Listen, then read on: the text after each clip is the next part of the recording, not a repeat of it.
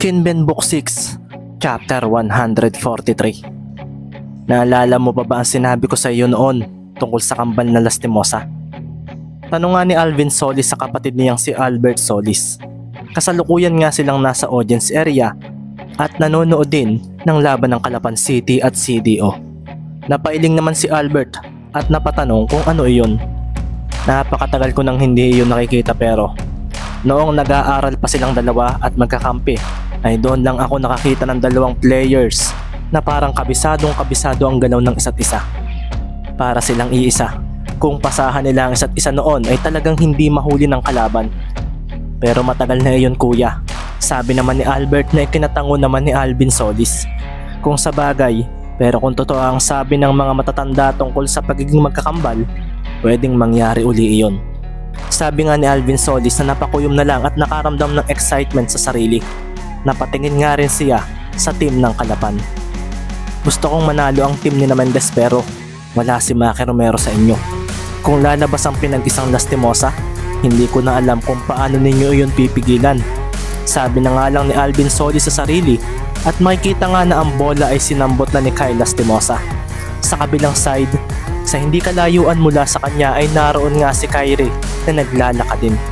Pagdating nga nila sa kanilang side ay napatingin din sila sa kanilang bench at makikita nga na sineryosohan sila ng tingin ni Coach Vlad. Isang ekspresyon naman ng pagkagulat ang makikita kay Coach Vlad dahil ang senaryong ito ay nakita na niya rin noon ng mga panahong siya pa ang coach ng kambal noong sila ay nag-aaral. Si Ricky naman nang makita sa magkabila ang kambal na Lastimosa ay napaseryoso. Nang pagmasdan niya ang dalawa ay pakiramdam niya ay iisa lang ito. Napailing tuloy siya at marahang napangiti sa kanyang sarili. Si Coach Vlad naman ay sumenya sa tatlong players na kakampi ni na Kyrie at Kyle at nabigla ng marahan ng mga ito. Dito na nga makikita ang paglayo ng tatlo sa gitna at si Coach Isaiah nga ay napaseryoso rin dahil parang hindi ito ang ginagawang Princeton offense nila. Napalunok naman ang mga manonood kasi habang nakatayo lang ang kambal sa magkabilang dulo ng side nila ay parang nagbibigay ito ng kakaibang atmosfera sa paligid. Sina Ricky nga at Baron ay napahanda dahil nang gumalaw ang isang paa ni Kyle ay ganoon din si Kyrie. Makikita rin sa mga mata ng dalawa na parang walang emosyon pero ramdam nila sa mga tingin ng mga ito na aatake ito. Sa pag-abante nga ni Kyle ay umabante rin si Kyrie. Sa paghinto ni Kyle ay siya ring paghinto ni Kyrie. Anong nangyayari? Bakit parang hindi maganda ang kutob ko? Tanong nga ni Ricky sa sarili dahil hindi niya maiwasang mapasulyap kay Kyrie. Sa pagtingin nga nila kay Kyle ay napaseryoso na lang siya nang sumilay ang isang ngiti sa labi nito at kasunod noon ay ang pagdaan nito sa kanyang kaliwa. Lumampas ito at napaseryoso si Ricky sa pagtuon ng kaliwang braso nito. Hindi kaliwa ang ginamit niyang dribbling hand. Kaliwete si Sir Kyle sa pagkakaalam ko. Sabi nga ni Ricky sa sarili at sa pagpihit ng katawan niya para humabol ay bigla na lang kumawala ang bola mula rito. Ipinasa nito ang bola kay Kyrie at sa pagsambot nga ng kaliwang kamay nito ay nabigla na lang si Baron nang ito ang gamitin nito sa pagpapatalbog noon. Kailan pa naging kaliwete ito? Si Kyle Lastimosa ang alam kong kaliwete. Tanong nga ni Baron sa sarili at nagulat na lang siya nang bigla itong umabante. Tumakbo nga ito at bumigla ng hinto at kasunod noon ay ang pagseryoso ni Baron dahil si Kyle Lastimosa ay nasa likuran na ni Kyrie. Si Ricky naman ay mabilis na humabol kaso biglang sabay na lumayo sa magkabilang direksyon ng dalawang kambal at doon na nga napaseryoso ang marami dahil lang na kay Kyle na ang bola ay bigla nitong ibinato kay Kyrie ito na dumiretso agad papunta sa basket. Pagkasambot nga ni Kyrie sa bola ay napalingon si Ricky at Baron kay Kyle na biglang tumakbo sa hindi kalayuan. Sina Carlo nga at Lara ay napakilos na rin dahil sa kakaibang nangyayari. Hinabol nga nila si Kyrie at sa pagdating nila rito ay bigla na lang nitong ipinasa ang bola sa kanyang kakambal. Sina Ricky at Baron nga ay agad na hinarangan ng bola kaso sa harapan nila lumitaw si Kyle na nagawang sambutin iyon. Si Kyrie naman ay biglang tumakbo palayo sa basket at nang ipapasa na ni Kyle ang bola rito ay napakuyom na lang si Ricky dahil pwedeng maging fake ito. Bumigla nga siya ng abante at sa pag-abante rin ni Kyle ay napangiti ito dahil wala na rito ang bola. Si Baron naman ay napalingon agad sa umangat na bola at papunta ito sa basket. Si Coach Isaiah nga ay napakuyom at makikita na lang si Kyrie Lastimosa na nasa likuran na ni Larry at Carlo. Sinambot nga nito ang bola at pagkatapos ay pinakawalan ito na sinubukan pang butaan ni Magbuo. Kaso isang quick release iyon gamit ang kaliwang kamay kung kaya't hindi ito nahuli nito. Si Kyle ba ito? Bakit kaliwa ang ginamit niya? Tanong na nga lang ni Magbuo sa sarili at sa paglapag niya ay makikita na lang ang pagpasok ng bola sa loob ng basket. Ang mga manonood nga ay napaseryoso na lang din sa nangyari at nang mapatingin sila sa kambal ay makikita ngang sabay na tumatakbo ang dalawa papunta sa side ng kalaban. Sabay ang galawan nila at sa pagharap sa paparating na kalaban ay doon na nga rin sila sabay na napangiti na may kasamang talim ang tingin ng mata kay Mendez at sa mga players ng Calapan City. Parang bumalik sa alaala ko ang ginagawa natin noon. Sabi nga ni Kyle at si Kyrie naman ay napa-smid. Hindi ko inaasahang magagawa pa rin natin iyon. Sabi naman ni Kyrie, siguro dahil kambal tayo. Alam ng katawan natin ang ginagawa natin at dahil pareho rin natin gusto ang basketball, siguro nga. Sa Calapan na nga ang bola at habang pinapatalbog nga ni Ricky iyon ay seryoso siyang napatingin sa kambal.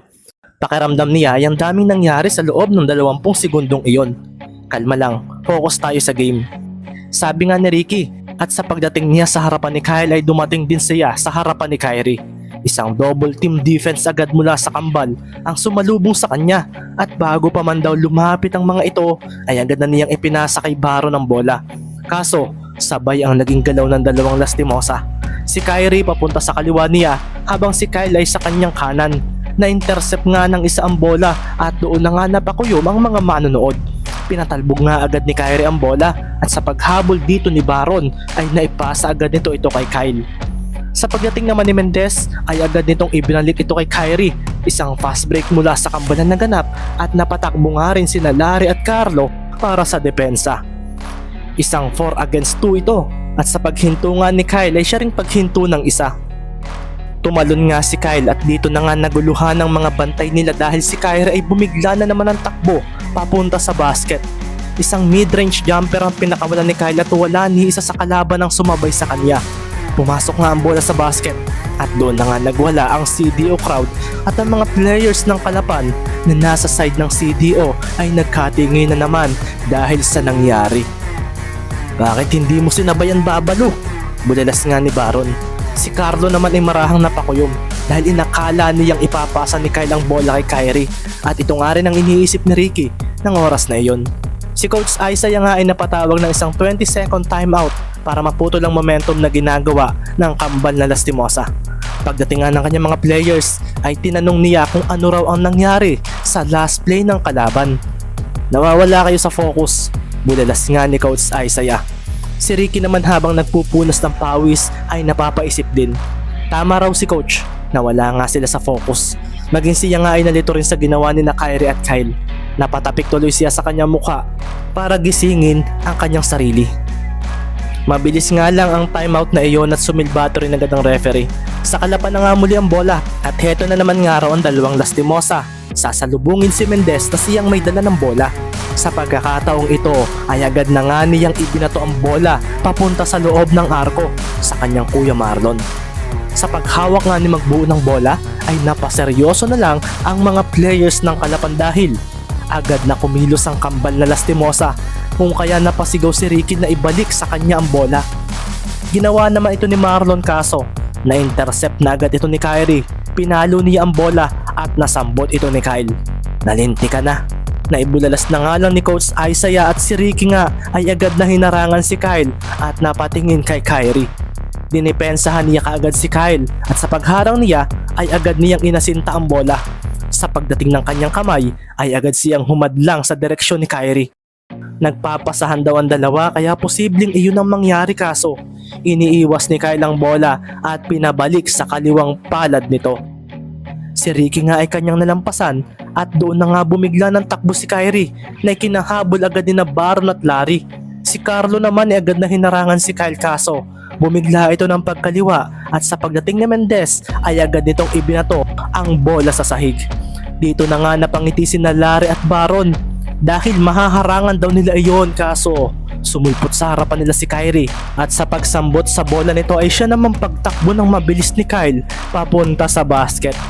Tila nangyari rin daw ito kanina kung kaya agad na tumalon si na Larry at Baron sa harapan nito. Hindi ka na makakaulit. Bulalas nga ng dalawa kaso pinakawalan pa rin ni Kyrie ang bola at may kita sa labi nito ang pagngiti. Kasunod nga rin noon ay ang pagtingin ng mga players ng kalapan sa bola. Rebound! Sabi nga ni Carlo kaso tumalon bigla si Kyle at dito na nga napaseryoso si Ricky dahil hindi raw jump shot ang pinakawalan ni Kyrie. Isang pasa raw iyon at sa pagtalo niya para pigilan si Kyle ay dito na nga makikita ang pagseryoso ng mga manonood dahil sa pagsalo nito sa bola ay doon na nga rin napaseryoso si Mendez dahil dinakdakan siya ni Kyle Lastimosa ng harapan. Sumilbato pa ang referee at sa paglapag ni Mendez ay napaupo siya. Sa paglapag naman ni Kyle ay napatingin pa siya rito at napangiti ng marahan. Akala ni Ricky ay may sasabihin nito kaso iniwanan siya nito at naglakad na papunta sa bonus area dahil counted shot ang ginawa nito. Napakuyom tuloy si Ricky at nang itayo siya ni Baron at Larry ay nagkatinginan na lang sila. Anong nangyayari Ricky? Tanong nga ni Baron. Naguguluhan ako Kuya Baron. Parang pinaglalaruan tayo ng kalaban. Sabi na nga lang ni Ricky na napatingin kay Kyle at Kyrie na makikita ang parehong-pareho ng pagkakatayo sa hindi kalayuan. Focus tayo sa game, sabi naman ni Carlo. Iyan naman ang ginagawa natin hindi ba?